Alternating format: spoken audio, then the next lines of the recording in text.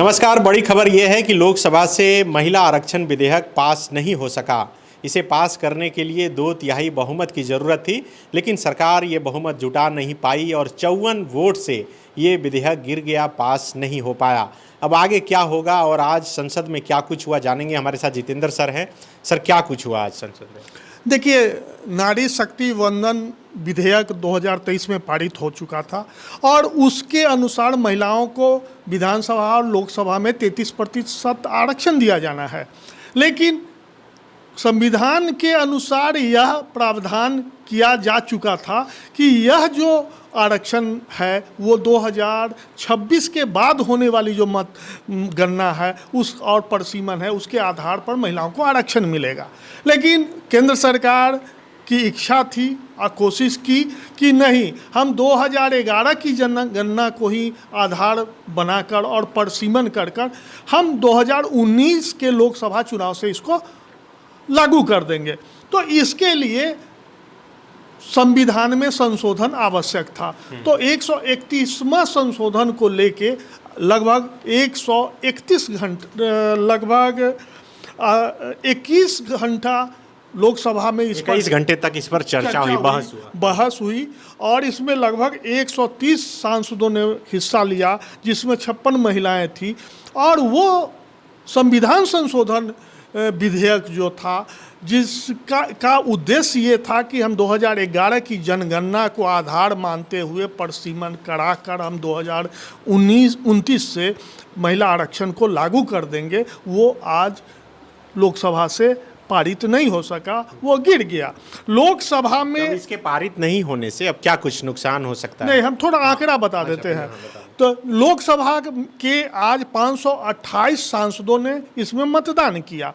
तो 528 इस विधेयक को पारित होने के लिए 2/3 बहुमत की आवश्यकता थी।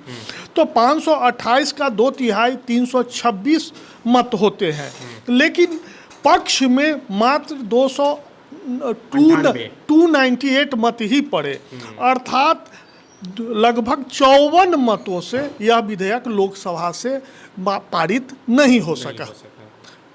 तो अब आगे क्या होगा? इससे क्या कुछ नुकसान होगा? क्या महिला आरक्षण बिल पास हो जाने से महिलाओं की भागीदारी राजनीति में ज़्यादा बढ़ती? नहीं, देखिए, बिल के पास, संविधान संशोधन बिल के पास हो जाने से नारी शक्ति वंदन अधिनियम जो 2023 का है वो लागू होने का उसका मार्ग प्रशस्त हो जाता है और 2029 के लोकसभा चुनाव में उसके आधार पर चुनाव होता और महिलाओं की आरक्षण की सीमा जो है वो 33% सुनिश्चित हो जाती है। परिसीमन को लेकर भी चर्चा? हाँ, परिसीमन को लेकर भी चर्चा उसी से जुड़ा हुआ था, जनगणना और परिसीमन। तो अब तो महिलाओं को ये आरक्षण अब फिलहाल तो टल गया है और अब इस विधेयक के पारित नहीं होने से देश में सिर्फ और सिर्फ महिलाओं के नाम पर राजनीति होगी।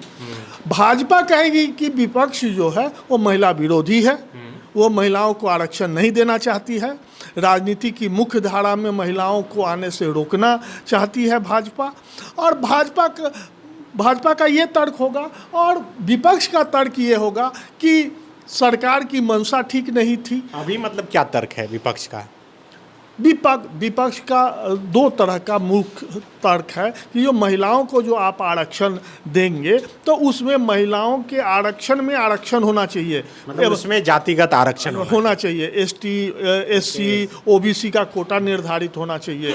दूसरा, ये इसमें नहीं था, इस बिल में अभी तक नहीं है।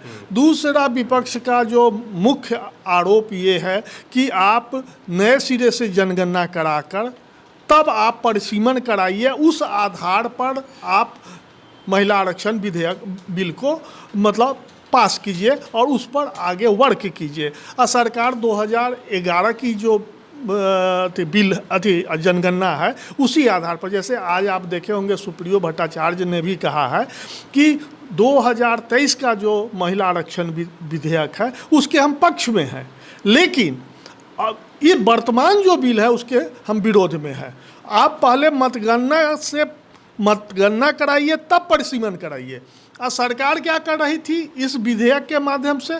पहले परिसीमन तब मतगणना। मतगणना वही 2011 का आंकड़े को आधार बना रही थी। तो अब पूरे देश में इसको लेकर राजनीति होगी और यह 2-3 साल बंगाल में चुनाव भी है और कई स्टेट में इसका प्रभाव भी पड़ेगा। बिल्कुल पड़ेगा। देखिए, महिलाओं को आप 33% आरक्षण देंगे, मैया सम्मान योजना हो या इस तरह की कोई भी योजना, महिलाएं तो आकर्षित होती ही हैं। और महिला आरक्षण विधेयक जब पास, सुप्रीम भट्टाचार्य तो कल यहाँ तक कह दिए कि आज तक इन्होंने महिला अध्यक्ष नहीं बनाया अपना, और ये आरक्षण की बात कर रहे हैं। अब इस तरह, ये तो मतलब छोटा मोटा आरोप है, लेकिन हम जो इसकी गंभीरता को ये समझ रहे हैं, जो एनडीए और खासकर केंद्र की भाजपा सरकार इतना मतलब नासमझ नहीं, हम उसको समझते हैं। जानबूझ के इसे ऐसा जानबूझ के ये प्रोपेगेंडा क्रिएट करने के लिए अभी बिल लाया गया है। नहीं तो इन लोगों का कैलकुलेशन इतना कमज़ोर नहीं होता है। जो 54 मतों की कमी उनको नहीं दिखाई पड़ी होगी, हो सकता है 1-2 मतों की कमी बेसी हो सकती थी, लेकिन 54 मत हमको कम मिलेगा, ये आंकड़ा वो लोग पहले नहीं मतलब समझ पाए होंगे। ऐसा नहीं है। अभी मतलब जो अपने हार में भी जीत का समीकरण ढूंढ के निकाला गया। हाँ, चूंकि इस इशू को 2029 के लोकसभा चुनाव तक बनाए रखना है और इसके आधार पर पूरे देश की महिलाओं को एकजुट करना है, अपनी ओर आकर्षित करना है और राजनीति करनी है, तो आएगा समय। तो अभी जो हमको लग रहा है, जो भाजपा नहीं कहता है कि जानबूझ के पराजित हुई है और इसको आगे पब्लिक के बीच, महिलाओं के बीच में इसको और ज़्यादा से ज़्यादा इसको प्रचारित करने के उद्देश्य से इस बिल में अभी वो पीछे है। तो बिल्कुल फिलहाल बड़ी खबर यही है कि महिला आरक्षण विधेयक लोकसभा से पास नहीं हो पाया है। अब आगे इस पर और लंबी चर्चा होगी और पास नहीं होने के कारण गिनाए जाएंगे, और विपक्ष जिस तरह से सरकार के साथ नहीं रहा और यही वजह कि 2/3 बहुमत से ये पास नहीं हो पाया, उसके भी कारण गिनाए जाएंगे अलग अलग तरह। आप इस मसले पर क्या सोचते हैं, कमेंट करके जरूर बताएं। शुक्रिया। गोल, जहां 27 वर्षों के सफर में 17,000 से भी अधिक छात्रों ने डॉक्टर एवं इंजीनियर बनकर भरे सफलता की ऊंची उड़ान, जहां साधारण छात्र भी झारखंड टॉपर्स बनकर बना रहे इतिहास। दूरदर्शी शिक्षाविद श्री विपिन सिंह के मार्गदर्शन में मेडिकल एवं इंजीनियरिंग के लाखों छात्रों के लिए आशा की किरण के रूप में गोल, नेशंस लीडिंग इंस्टीट्यूट। प्रतियोगिता परीक्षा की तैयारी का एकमात्र संस्थान NIBM banking, SSC, railway, JPSC परीक्षा की करे तैयारी। जौहरी का भूमिका ये संस्था अदा कर रही है और हीरा चमक रहा है। पूरे NIBM परिवार को मैं तहे दिल से धन्यवाद देती हूँ कि उन्होंने अपने कुम्हार के रोल को बहुत अच्छी तरह से निभाया। मेरा सिलेक्शन IBPS CSA में बैंक ऑफ महाराष्ट्र में हुआ है। करेंटली मेरा RRBPO में हुआ है। मेरा सिलेक्शन बैंक ऑफ इंडिया में एज ऑफिसर स्केल 1 हुआ है। मेरा सिलेक्शन इंडियन ओवरसीज बैंक में एज PO हुआ है। NIBM झारखंड का एकमात्र संस्थान। बायोम इंस्टीट्यूट नीट की तैयारी के लिए एक भरोसेमंद नाम। यहाँ अनुभवी फैकल्टी, स्मार्ट क्लासरूम और बेहतरीन टीचिंग मेथड से स्टूडेंट्स को मिलती है मजबूत तैयारी। यहाँ हर स्टूडेंट को मिलता है पर्सनल गाइडेंस और डाउट क्लियरिंग का पूरा सपोर्ट। नीट 2027 और 28 के लिए फेज 1 बैच 9 अप्रैल से शुरू हो रहा है। आज ही बायोम इंस्टीट्यूट से जुड़े और अपने डॉक्टर बनने के सपने को दे सही दिशा। बायोम इंस्टीट्यूट सिर्फ मेडिकल प्रिपरेशन का संस्थान। काम की तलाश है, भरोसेमंद नौकरी चाहिए? जुड़िए ANG के साथ, जहां श्रमिक सबसे पहले। 12 घंटे की ड्यूटी, हर दिन 3 समय का खाना, मुफ्त रहने की सुविधा, आपकी सुरक्षा के लिए इंश्योरेंस, ओवरटाइम का लाभ, PF सीधा क्लाइंट से, समय पर पूरा वेतन और जरूरत पड़ने पर एडवांस पे।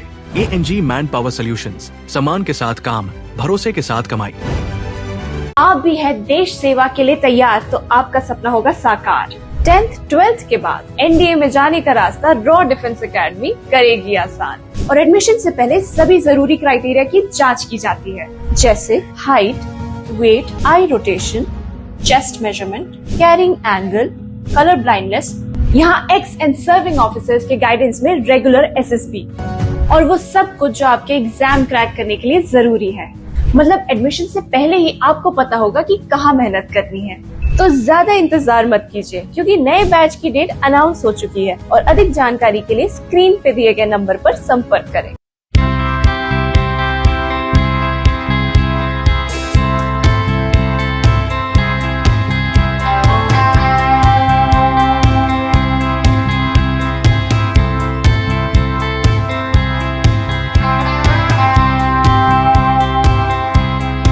thefollowup.in.